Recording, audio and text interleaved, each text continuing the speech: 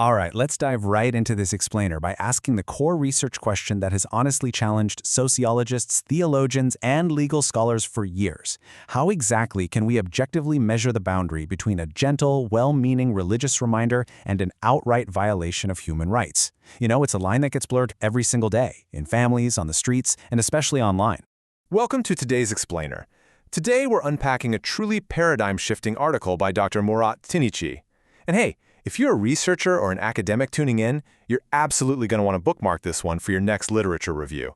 It provides a much-needed, highly citable theoretical framework that actually solves a massive problem in how we study and categorize social interactions motivated by religion.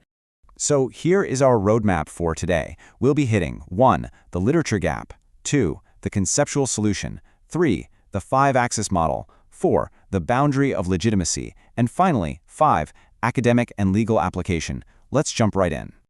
Section 1. The terminological gap in literature. Okay, before we can fix a problem in our academic models, we have to identify exactly where the existing terminology is failing us. Grounding our analysis in this peer-reviewed article from the Academic Theology Journal, we're looking at a really vital attempt to build a neutral, interdisciplinary bridge for studying religious influence. Dr. Çinici essentially realized that the social science literature right now uses incredibly fragmented terminology to describe what is, in reality, a highly dynamic, multi-layered phenomenon. And this right here perfectly illustrates the problem. Our existing terminology is fundamentally polarized. On the one hand, you've got terms like tabligh or irshad, which pretty much exclusively focus on the benevolent, voluntary, positive aspects of religious socialization, right? But then on the flip side, you have terms like peer pressure, religious coercion, or the very Western-centric moral policing, which only emphasize the oppressive, conflictual stuff. Because of this massive disconnect, it's been theoretically impossible to analyze, say, a parent's gentle reminder to pray and a radical group's violent acts on the exact same analytical plane. They get treated as entirely different phenomenons, when at their core they share the exact same root of religious justification. Section 2. The conceptual solution.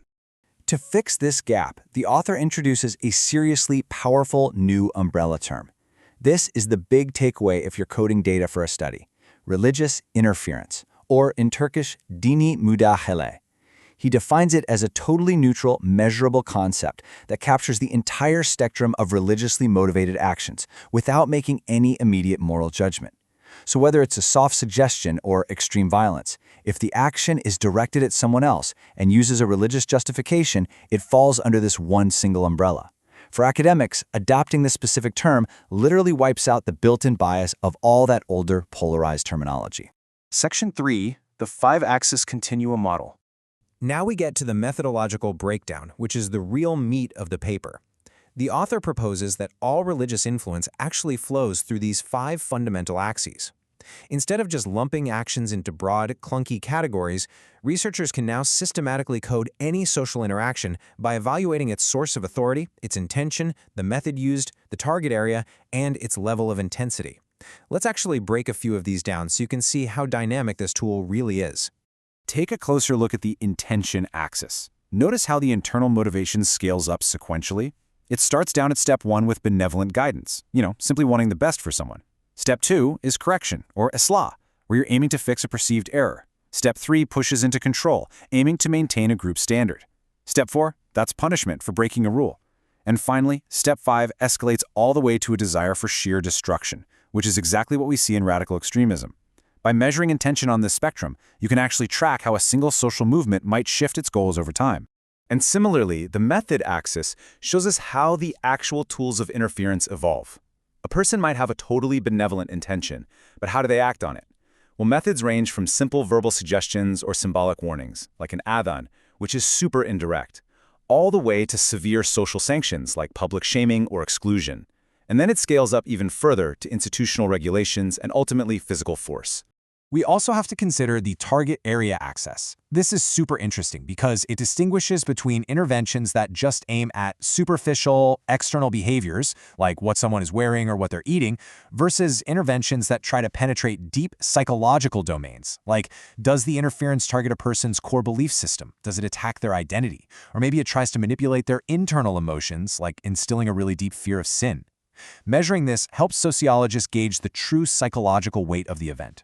Finally, we have the intensity level axis. This measures the capacity of the interference to escalate, jumping from mere persuasion to intense social pressure and eventually violence.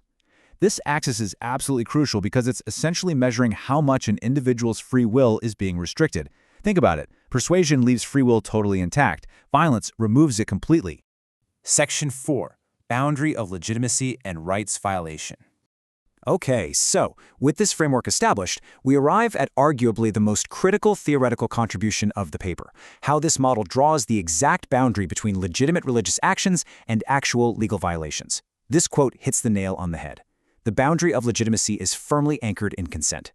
The author argues that violent and tyrannical acts, even when they're heavily wrapped up in religious discourse, actually stem from tradition and custom, rather than any true divine mandate. And here is the exact tipping point.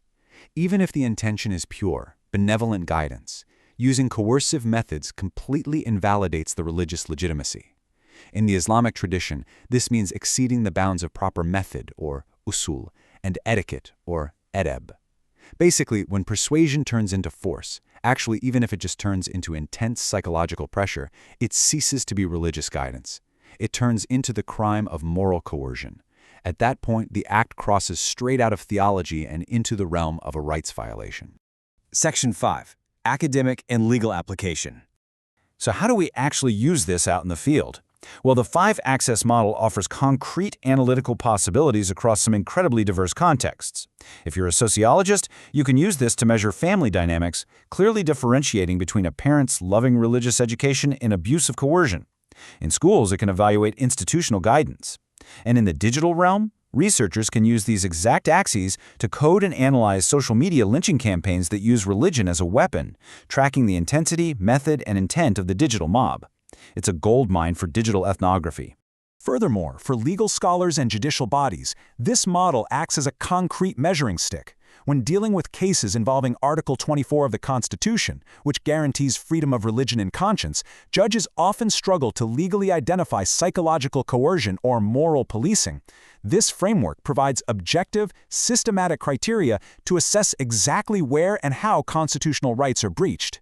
So, we leave you with this final thought today. For the researchers and students tuning in, consider how adopting this impartial, systematic framework could elevate the rigor of your own sociological, theological, or legal research. By using a neutral concept like religious interference and applying this 5-axis model, you can provide much clearer, unbiased insights into the complexities of modern social life. It is absolutely a paper worth reading in full and citing in your upcoming work. Thank you for joining us on this explainer, and keep questioning the frameworks we use to understand the world.